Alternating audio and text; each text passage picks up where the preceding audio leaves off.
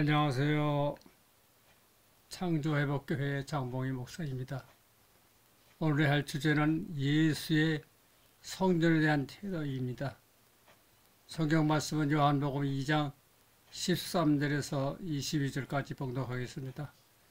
그 후에 예수께서 그 어머니와 형제들과 제자들과 함께 가버나움으로 내려가셨으나 거기에 여러 날 계시지 아니하시니라.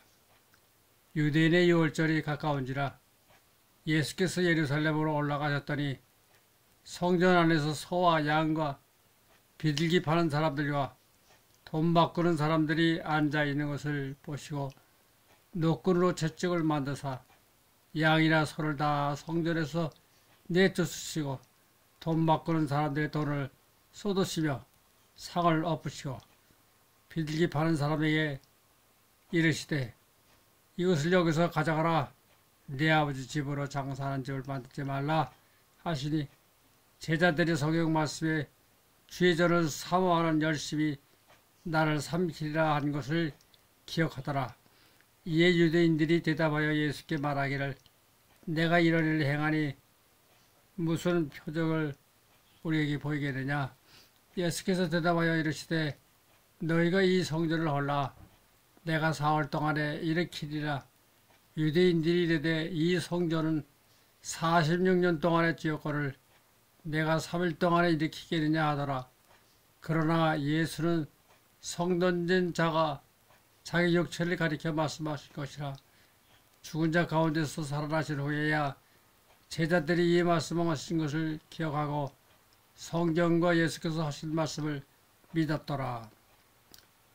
장으로 본 성경백은 이 성전은 46 동안의 지었거를 내가 3일 동안에 일으키겠느냐. 오늘날 기독교의 의구심이 들도록 하는 것이 신약 성경에 있습니다. 그 중에 제일 확실하게 보이는 구절은 오늘 읽은 성경 구절입니다. 다음에 하나는 예수가 시험 받은 구절이죠. 오늘 이 성경 구절 때문에 우리가 신에 대한 개념이 달라졌고 또한 기독교가 뭔가 무엇인지 알 수 없는 혼합물이 되어버렸습니다. 이 말씀은 마태복음 21장, 마가복음 11장, 누가복음 19장에도 나와 있습니다. 요한복음에 나와 있는 내용이 예수께서 성전을 소탕한 첫 번째이고 그 다음 해의 두 번째 성전 소탕은 공간복음에 나와 있는 내용입니다. 예수는 이 세상에 계실 동안 매년 성전들에 들어가서 유월절 축제를 기회 삼아 천국복음을 전하려고 하였습니다. 그런데 복음서에 보면은 두 번 천국복음을 전하지 못하였다. 왜 전하지 못했나? 성전 안에서 소와 양과 비둘기 파는 사람들과 돈 바꾸는 사람들이 가투스를 팔고 사는데 정신이 없습니다. 복음을 전할 수가 없습니다. 유월절이라 하면은 그 당시 세계 각국에 흩어져 있는 유대인들이 기회가 닿는 대로 예루살렘에 올라와서 축제 행사를 치르는데 원거리에서 소나 양이나 기타 제사에 필요한 동물들을 끌고 올 수가 없는 까닭에 예루살렘에 와서 구매를 하는 것입니다. 그래서 자연히 이 기회를 타서 비싼 값으로 양이나 염소 등을 팔게 된 것이죠. 이렇게 기회를 타서 장사하는 사람이 생기게 되었고 따라서 이언도 자연히 커서 치부하는 데 좋은 방편이 됨으로써 성전 행사에 특권층과 장사를 하는 상인들 사이에 암거래가 이루어지고 있었으며 그 특권층은 곧 제사장들이죠. 성전 안에서 장사를 하는데 제사장이 모르게 할 수는 없어요. 따라서 제사장으로부터 상권을 얻기 위해서 자연히 경쟁이 되므로 뇌물이 왔다 갔다 하였으며 좋지 않은 거래가 있었음을 예수가 하신 행동으로 익히 알 수 있는 것입니다. 예수 당시 이 성전을 누가 지었는가? 헤로드 왕이 지었습니다. 그는 주전 37년 8월에 권자에 오르게 된 이후 이 사람은 유대인이 아니지만 유대인들에게 성전을 지어주었습니다.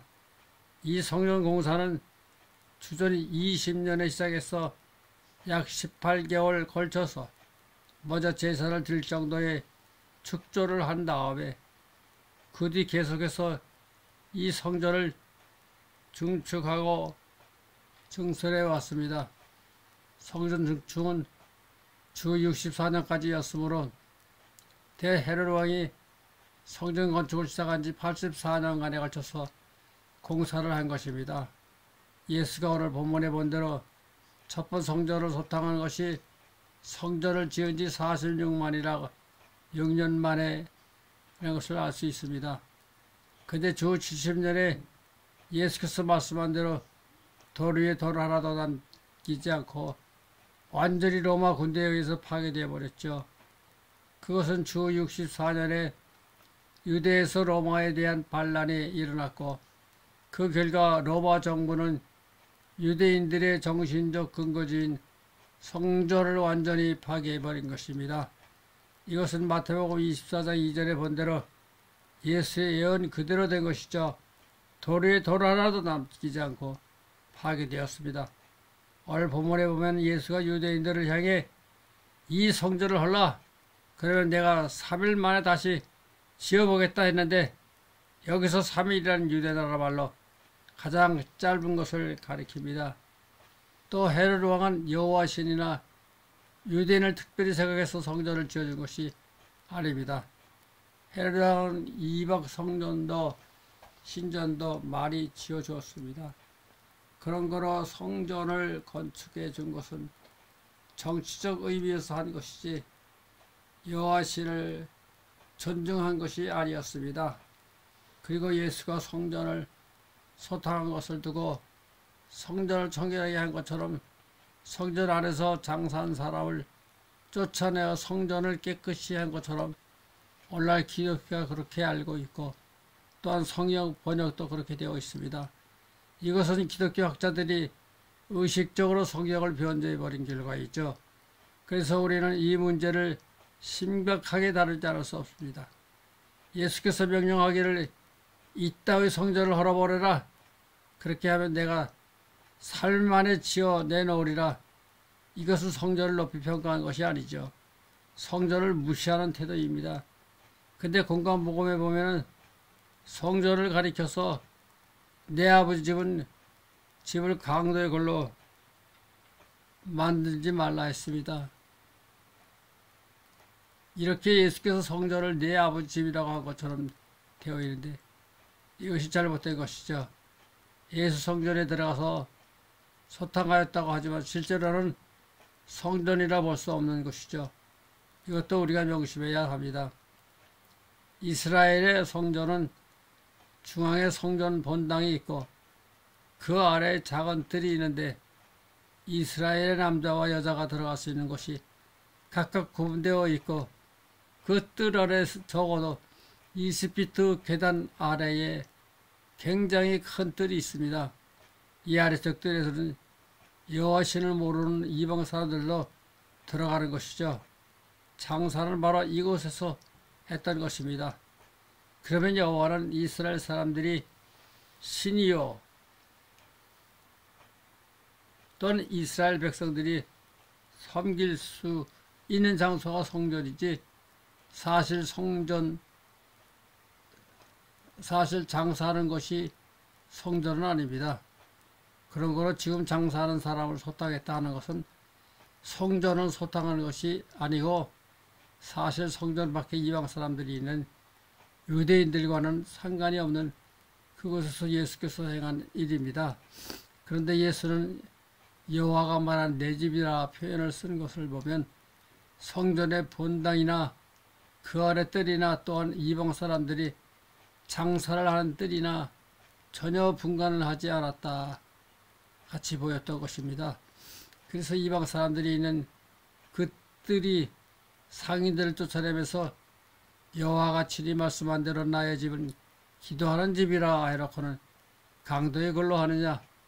이것을 이사야 56장 7절에 내가 곧 그들의 나의 성사로 인도하여 기도하는 내 집에서 그들을 기쁘게 할 것이며 그들의 번제와 희생을 나의 제단에서 기꺼이 받게 되리니 이는 내 집은 만민이 기도하는 집이라 일컬음이 될 것임이라 한 말입니다.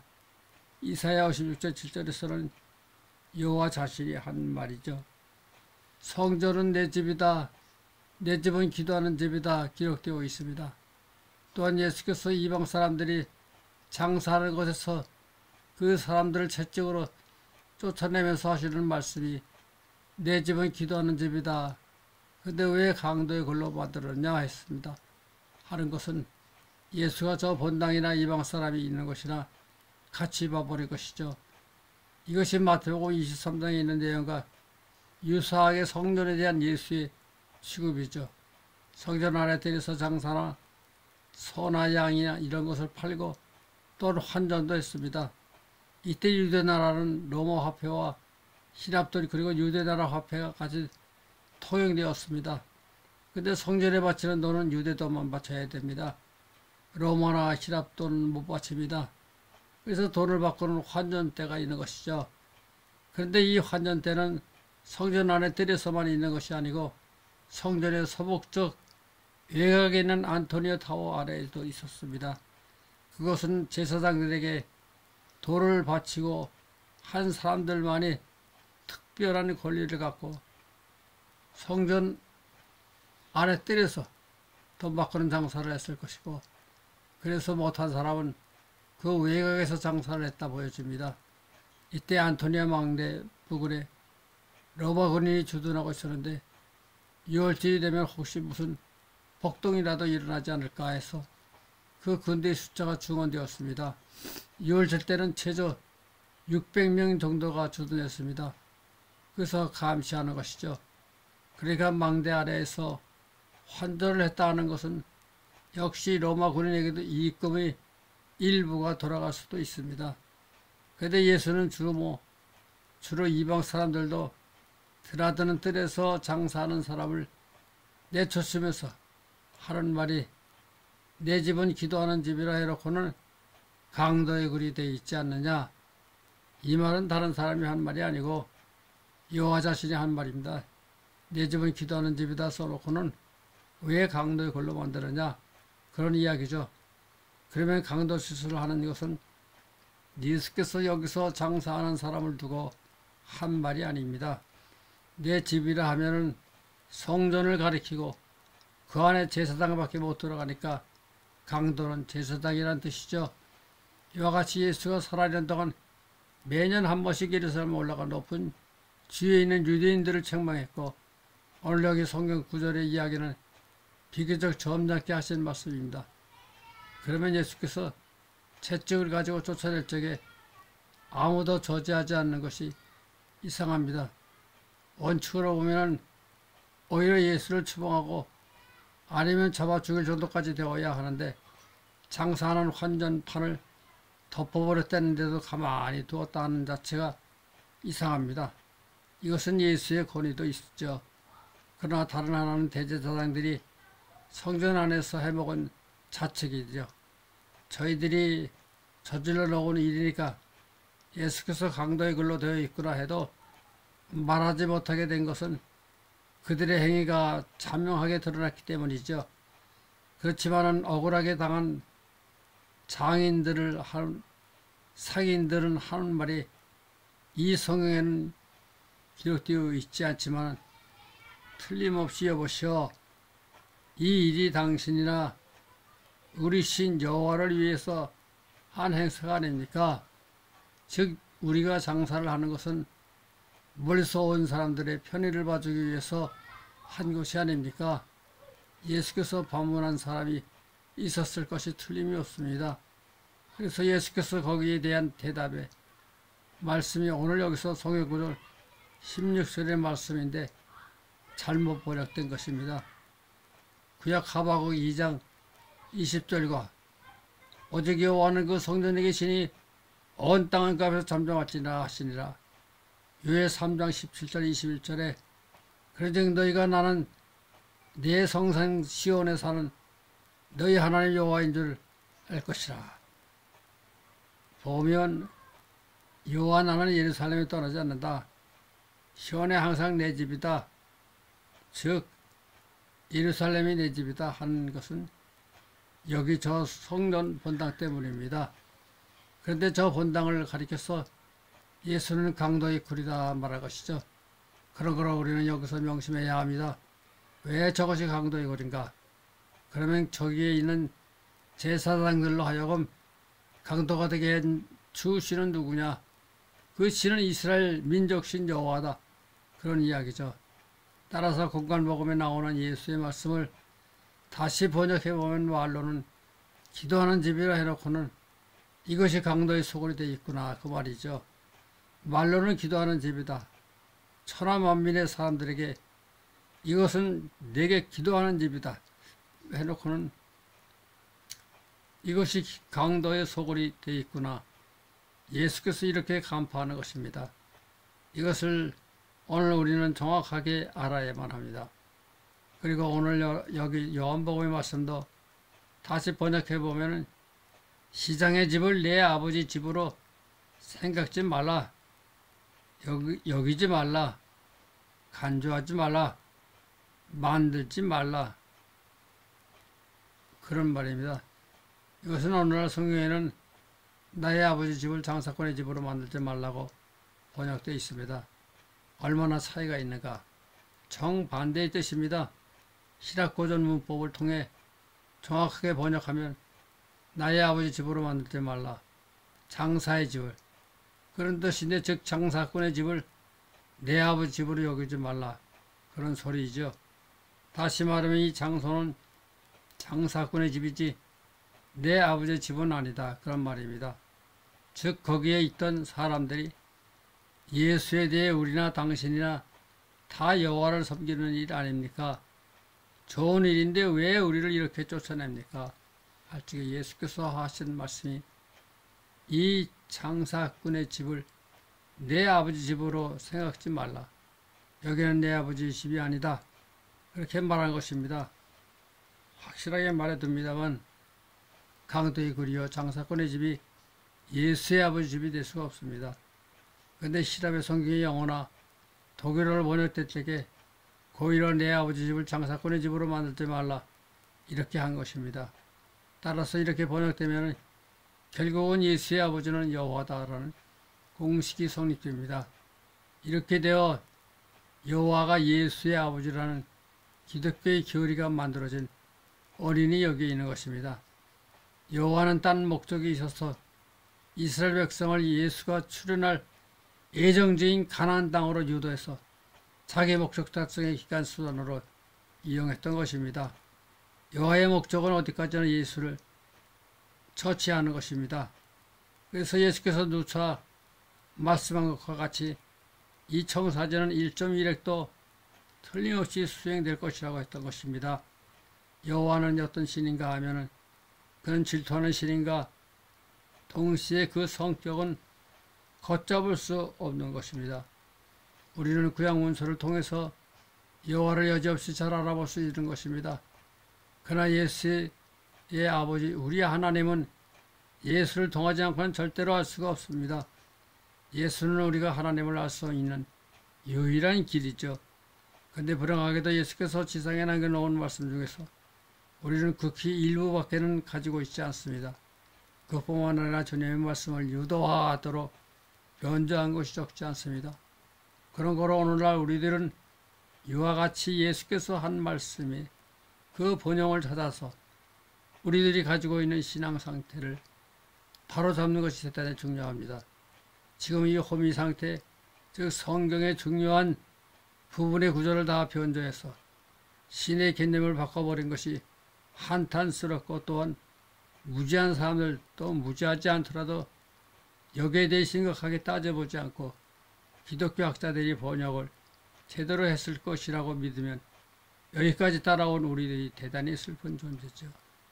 예수는 진리여 이치여 길이여 빛이여 생명이여 천국을 창조하시고 인간에게 예수의 영의 씨를 주셔서 예수의 말씀과 보혜사를 성장하여 천국의 자녀되게 해주심을 감사드립니다. 아멘.